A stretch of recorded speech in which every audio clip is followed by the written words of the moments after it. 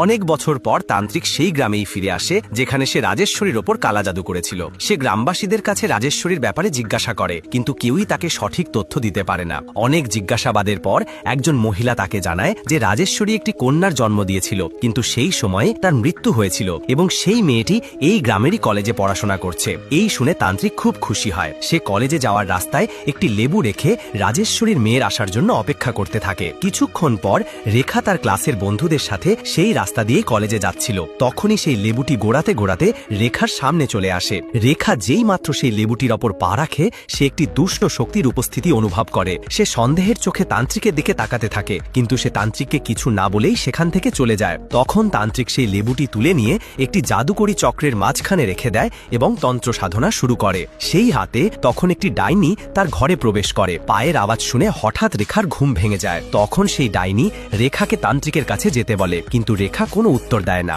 এরপর ডাইনিটি তার চুল ধরে তাকে নিজের সাথে নিয়ে যেতে শুরু করে। নিজের প্রাণ বাঁচানোর জন্য রেখা বিছানার নিচে রাখা সুরক্ষা চক্রটি ধরে ফেলে, যার ফলে ডাইনিটা সেখান থেকে উধাও হয়ে যায়। এই ঘটনায় রেখা খুব ভয় পেয়ে গিয়েছিল। পরের দিন সকালে সে একজন মৌলানার কাছে যায় এবং তাকে সব ঘটনা খুলে বলে। মৌলানা যখন তার কপালে হাত রাখেন, তখন তিনি সবকিছু জানতে পারেন। তিনি রেখাকে বলেন, তোমার ওপর কেউ কালা জাদু চেষ্টা করেছে, আমাকে শীঘ্রই এর প্রতিকার করতে হবে। তিনি রেখাকে ভেতরে আসতে বলেন এবং তারপর প্রতিকারের প্রক্রিয়া শুরু করে দেন, যার ফলে তান্ত্রিকের সাধনা ভঙ্গ হয়ে যায়। সেই রাতে যখন মৌলবী শ্মশানের পথ দিয়ে নিজের বাড়ি ফিরছিলেন, তখনই রাস্তায় তিনি কারো হাসির আওয়াজ শুনতে পান। ভয়ে তিনি এদিক ওদিক তাকাতে থাকেন। তখনই হঠাৎ তিনি সেখানে একজন মহিলাকে দেখতে পান, কিন্তু সেই মহিলার মুখ তার 2 হাত দিয়ে ঢাকা ছিল। তাই তিনি মহিলাটিকে কাছ থেকে দেখার জন্য এগিয়ে যান।